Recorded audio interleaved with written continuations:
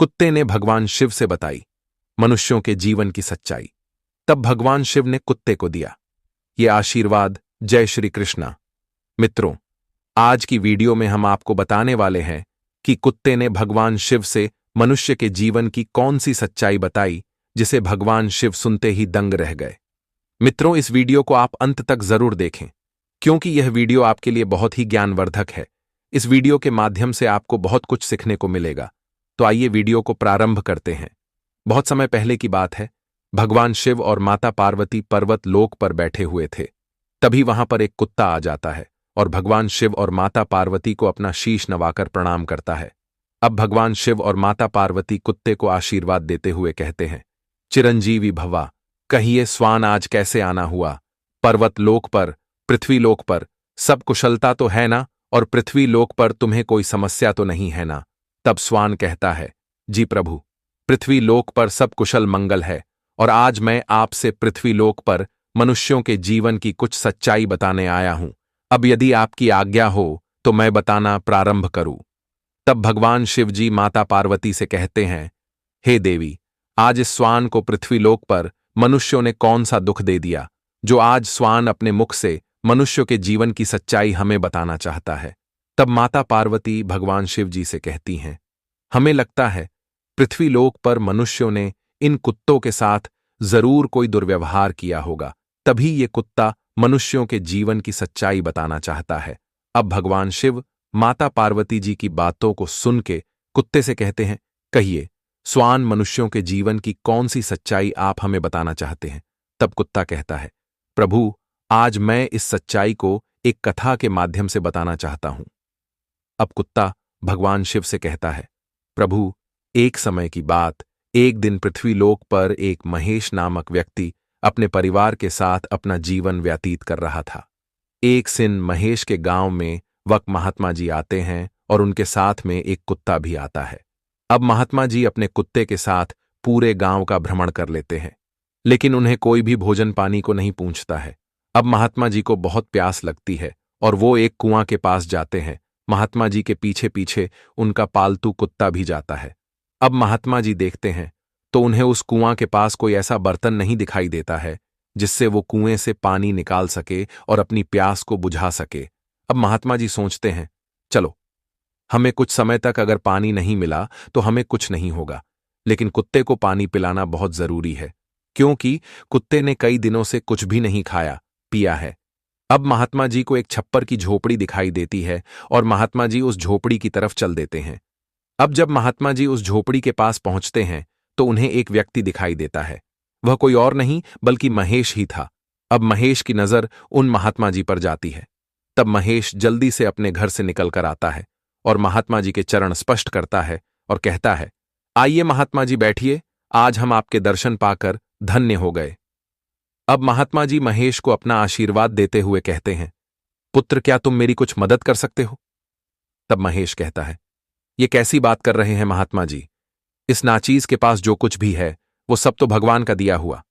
यदि आपको इस झोपड़ी से कुछ चाहिए तो मैं अवश्य दे दूंगा। आप कहिए बस, हम आपकी कैसी मदद करें? तब महात्मा जी कहते हैं, पुत्र, मुझे तुम्हारी झोपड़ी से बस एक बर्तन चाहिए जिससे हम उस कुएं से पानी निकाल सकें और अपनी और अपने कुत्ते की प्यास बुझा सके। तब महेश कहता है, महात्मा जी, अगर आपको कोई दिक्कत ना हो तो आप मेरी इस झुग्गी झोपड़ी में कुछ देर विश्राम करें, मैं आपके लिए पानी की व्यवस्था करता हूं। अब इतना कहकर महेश कुएं की ओर पानी लेने के लिए चल देता है। अब इधर महात्मा जी का कुत्ता महात्मा जी से कहता है, देखा आपने, हम पूरे गांव में पानी की तलाश में घूमे और हमें कहीं भी पानी नहीं मिला, जबकि वहां पर तो ऐसा प्रतीत हो रहा था कि मानो यहां सब राजा महाराजा ही रहते हैं, लेकिन फिर भी हमें वहां किसी ने भोजन पानी को नहीं पूछा। और इस गरीब आदमी को देखो, इसके पास तो ना रहने के लिए कोई अच्छा घर है और ना ही पहनने को अच्छे वस्त्र, फिर भी इस व्यक्ति के अंदर की भावना कितनी अच्छी है। तब महात्मा जी कुत्ते से कहते हैं, पुत्र, पृथ्वी लोक की यही सच्चाई है। अभी तो तुमने कुछ भी नहीं देखा है, चलो तुमको हम पूरे नगर का भ्रमण कराते हैं, उसके बाद तुम बताना कि मनुष्यों के जीवन की कड़ी सच्चाई। क्या अब कुत्ता कहता है, जी महात्मा जी, चलो, हम भी तो देखें कि अंदर की भावनाओं को, तभी तो हमें पता चलेगा कि मनुष्य जितना बाहर से अच्छा दिखता है उतना अंदर से भी होता है या नहीं। अब इधर महेश भी महात्मा जी के लिए जलपान लेकर आ गया था। अब महात्मा जी महेश की ओर देखते हैं हुए कहते हैं, पुत्र, आज तो तुमने मेरे हृदय को प्रफुल्लित कर दिया है। यदि तुम्हें भविष्य में कोई भी समस्या हो तो तुम मुझे अवश्य याद करना। मैं तुम्हारी सेवा में सदैव तत्पर रहने का प्रयास करूंगा। अब इतना कह के महात्मा जी महेश के पास से निकल जाते हैं। उस कुत्ते को समस्त नगरों का भ्रमण कराने के लिए अब कुत्ता भी बड़े हर्ष उल्लास के साथ महात्मा जी के साथ चल देता है। अब चलते चलते महात्मा जी एक राजा के महल में पहुंच जाते हैं। अब जब दरबारियों की नजर उन महात्मा जी पर पड़ती है तो दरबारी उन्हें अंदर जाने से मना कर देते हैं और महात्मा जी से कहते हैं, महात्मा जी, आप इस महल के अंदर नहीं जा सकते हैं, क्योंकि महाराज का सख्त आदेश है, यदि कोई भी संत महात्मा या भिक्षुक आए तो उसे दरवाजे के अंदर नहीं प्रवेश करने देना। इसीलिए महात्मा जी, हम आपको अंदर जाने की अनुमति हम नहीं दे सकते। अब राजा शिकार खेलकर अपनी सेना के साथ घर वापस लौट रहे थे, तभी उन्हें महात्मा जी और उनका साथी कुत्ता मिल जाता है।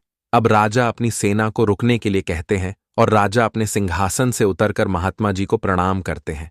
अब महात्मा जी अपना आशीर्वाद देते हैं और कहते हैं, सदा खुश रहो राजन। अब महात्मा जी राजन से कहते हैं, पुत्र राजन, आज मैं अपने साथी कुत्ते को लेकर पूरे नगर के भ्रमण के लिए निकला था। तभी मुझे आपका महल दिख गया, तो मैंने सोचा अब इधर से आ ही गए हैं तो राजन से मिलकर जाते हैं। लेकिन मैंने जैसे ही आपके महल के अंदर जाने का प्रयास किया, वैसे ही वहां पर खड़े दरबारियों ने मुझे अंदर जाने से यह कहकर मना कर दिया कि किसी भी संत या महात्मा का इस महल में प्रवेश करना वर्जित है और कोई भी भिक्षुक इस महल के अंदर प्रवेश नहीं कर सकता है। अब राजा कहते हैं, नहीं नहीं महात्मा जी, ऐसा मेरे दरबारी कर ही नहीं सकते हैं। मैं आपकी इस बात से सहमत नहीं हूं। यदि मेरे दरबारियों ने आपके साथ ऐसा दुर्व्यवहार किया है तो फिर मैं उन दरबारियों को दंडित करूंगा। अब राजा महात्मा जी को अपने साथ लेकर अपने महल पहुंच जाते हैं और महल के सभी दरबारी को बुलाते हैं। अब सभी दरबारी एकत्रित होने लगते हैं। अब जब सभी दरबारी एक एक कर राजा के दरबार में इकट्ठा हो जाते हैं तो राजा अपने दरबारी से कहते हैं, जिस किसी ने मेरे ना रहने पर महात्मा जी का अपमान किया है वह मेरे समक्ष आ जाए, और यदि वह अपने आप नहीं आया तो उसे कठोरतापूर्वक दंडित किया जाएगा। अब सभी दरबारी एक साथ कहते हैं, भ्राताश्री, भला हम इन महात्मा जी को कैसे अपमानित कर सकते हैं? भ्राताश्री, सच तो यह है कि महात्मा जी को हम लोगों ने इस महल के आसपास देखा ही नहीं है और महात्मा जी इधर आए ही नहीं थे। अब राजा महात्मा जी से कहते हैं, क्या महात्मा जी, आप भी एक संत होकर हमारे दरबारियों को कलंकित कर रहे थे? अब महात्मा जी के साथ में बैठे हुए कुत्ते को यह सब सुन बहुत ही क्रोध आया, लेकिन वह करता भी तो क्या करता। अब महात्मा जी राजा से कहते हैं, हे राजन, लगता है मुझसे ही कोई गलती हुई है, मुझे क्षमा करे। अब इतना कहकर महात्मा जी अपने कुत्ते के साथ राजा के महल से निकल जाते हैं। अब जब महात्मा जी अपने कुत्ते के साथ में अपनी कुटिया में पहुंचते हैं तो कुत्ता महात्मा जी से कहता है, आपने उन दरबारियों के बारे में राजा से क्यों हकीकत नहीं बताया? तब महात्मा जी कहते हैं, मेरे पुत्र समान स्वान, मैंने तुम्हें मनुष्यों की सच्चाई दिखाने के लिए नगर का भ्रमण करने के लिए कहा था ना, इसीलिए मैंने वहां पर बिना कुछ बोले ही अपने दबे कदमों से वापस आ गया, क्योंकि तुम्हें मनुष्य की असली सच्चाई का पता चल सके। लेकिन अभी तो हम तुम्हें एक ही जगह ले गए हैं, अब हम तुम्हें उस जगह ले चलेंगे जहां पर तुम मनुष्यों की सच्चाई जानकर दंग रह जाओगे। अब अगले दिन महात्मा जी उस कुत्ते को लेकर एक मंदिर के पास पहुंच जाते हैं, परंतु जब कुत्ता मंदिर के जाता है तो उसे वहां पर भांति भांति प्रकार के मनुष्य नजर आते हैं। अब वह महात्मा जी से कहता है, स्वामी, यहां तो मनुष्यों की अलग ही समस्या है। तब महात्मा जी कहते हैं, अभी तो कुछ नहीं, अब जब तुम मंदिर के पास जाओगे तब तुम्हें मनुष्यों की सच्चाई का पता चलेगा कि मनुष्य जैसा दिखता है वैसा नहीं होता है, और जैसा होता है वैसा दिखता है नहीं है। अब महात्मा जी की बात को सुनने के बाद कुत्ता मंदिर के अंदर प्रवेश करता है तो उसकी नजर एक ऐसे इंसान पर जाती है जो बाहर में उसे और उसके स्वामी महात्मा जी को पानी देने से इनकार कर दिया था। अब इतना सब देखने के बाद वह मंदिर के अगले द्वार पर जाता है तो उसे राजा के वो दरबारी दिखाई देते हैं जिन्होंने महात्मा जी को राजा के दरबार में अपमानित किया था। अब उन्हें मंदिर के अंदर देख वह यह सोचने लगता है कि मनुष्य कितना स्वार्थी हो गया है। मंदिर के बाहर रहता है, वह झूठ बोलता है और जब मंदिर में आता है तो भगवान से अपनी झूठी बातों को छुपाकर भगवान की पूजा आराधना करने लगता है। अब ऐसा देख कुत्ता बाहर आता है और महात्मा जी से पूरी सच्चाई बताने लगता है। अब कुत्ते की बातें सुन महात्मा जी कहते हैं, देखा आपने, पृथ्वी लोक पर मनुष्यों के अंदर कितना पाप भरा हुआ है और इस संसार में मनुष्यों की सच्चाई क्या है। अब कुत्ता महात्मा जी से कहता है, हाँ, आज तो मुझे सब पता चल गया है कि इस मायावी संसार में कितना पाप भरा हुआ है। अब इतना कहकर कुत्ता महात्मा जी के पास से चला जाता है और एक जंगल में बनी मंदिर के पास जाकर भगवान शिव जी का ध्यान लगाकर बैठ जाता है। अब उसे भगवान का ध्यान लगाए कई दिन बीत चुके थे, लेकिन भगवान ने उसे दर्शन नहीं दिया। अब एक दिन भगवान शिव जी माता पार्वती से कहते हैं, हे देवी, पृथ्वी लोक पर एक स्वान कई दिनों से मेरी तपस्या कर रहा है। मुझे लगता है, अब मुझे ऐसा प्रतीत हो रहा है कि हमें इस स्वान के पास अवश्य जाना चाहिए। तब माता पार्वती कहती हैं, हाँ स्वामी, लेकिन इस स्वान के साथ ऐसा क्या दुर्व्यवहार हुआ है जो ये अन्न और जलपान को त्याग कर आपकी तपस्या में लीन है।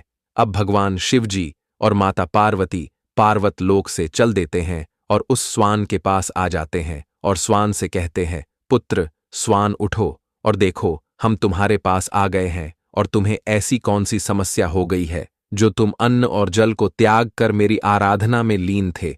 तब वह स्वान अपनी वाणी को भगवान शिवजी के समक्ष रखता है और कहता है, प्रभु, पृथ्वी लोक पर मनुष्य तो बहुत ही स्वार्थी हो गया है। वह अपने स्वार्थ के आगे सब कुछ भूल गया है और इतना ही नहीं, वह जब कोई गलत काम करता है तब भी वह आपका नाम लेकर करता है और जब उसे कोई समस्या होती है तो भी आपका नाम लेता है, लेकिन जब उसकी समस्या का समाधान हो जाता है तो वह आपको भूल जाता है। तब भगवान शिव जी उस स्वान से कहते हैं, पुत्र स्वान, इस पूरे ब्रह्मांड में ऐसा कोई जीव जंतु नहीं है जो बिना स्वार्थ के किसी का नाम ले। बस अंतर यह है कि मनुष्यों के अंदर कुछ ज्यादा लालच आ जाती है और वो इस लालच में यह भूल जाते हैं कि हम उसी से चोरी कर रहे जिसने हमें पृथ्वी लोक पर इंसान के रूप में भेजा है। परंतु स्वान, तुम्हें मनुष्यों के बारे में कैसे पता चला कि ये स्वार्थी है? तब स्वान भगवान शिव जी से कहता है, प्रभु, एक दिन मैं एक महात्मा जी के साथ पूरे नगर का भ्रमण करने के लिए निकला था। तभी मुझे मनुष्यों की पूरी सच्चाई के बारे में पता चला। और इतना ही नहीं, बल्कि एक दिन मुझे और महात्मा जी को जोरों की प्यास लगती है और महात्मा जी को एक गांव नजर आता है। अब महात्मा जी उस गांव की ओर चल देते हैं, परंतु गांव से एक भी इंसान महात्मा जी को पानी देने के लिए अपने घर से नहीं निकला और महात्मा जी पानी की तलाश में जंगल की ओर निकल जाते हैं। तभी उन्हें एक कुआं दिखाई देती है और महात्मा जी और मैं उस कुआं के पास चल देते हैं। परंतु जब हम कुआं के पास पहुंचते हैं तो हमें वहां पर कुछ भी ऐसा दिखाई नहीं दे रहा था जिससे कि कुएं से पानी निकाला जा सके। अब महात्मा जी इधर उधर देखने लगते हैं और तभी उन्हें एक भले मनुष्य की छप्पर से बनी झोपड़ी दिखाई देती है और फिर महात्मा जी और मैं उस झोपड़ी के पास पहुंच जाते हैं। तभी उस झोपड़ी के अंदर से एक महेश नामक इंसान बाहर आता है। फिर महात्मा जी उसे अपने बारे में बताते हैं। तब वह इंसान हम सब के लिए जलपान की व्यवस्था करता है। तभी से प्रभु जी, मैंने इंसान की असली सच्चाई को पहचान लिया है और मैंने सोचा कि क्यों ना हम इंसान की सच्चाई को भगवान शिव जी से बताए, इसीलिए मैंने आपका स्मरण किया। अब भगवान शिव जी और माता पार्वती जी स्वान की बातों से प्रसन्न हो जाते हैं और कुत्ते को आशीर्वाद देते हुए कहते हैं, जाओ स्वान, आज से जो भी इंसान तुम्हें चूल्हे की आखिरी रोटी खिलाएगा, उस इंसान को कभी भी किसी के सामने अपना हाथ नहीं फैलाना होगा और तुम्हारा रोटी के एक टुकड़े से ही पेट भर जाएगा। अब इतना कहकर भगवान शिव जी और माता पार्वती जी अपने लोक वापस चले जाते हैं। अब कुत्ता भी इंसानों के साथ अपना जीवन हंसी खुशी से व्यतीत करने लगा। तो मित्रों, मनुष्यों की सच्चाई आपको कैसी लगी? आप हमें अपनी राय जरूर दें। जय श्री कृष्ण।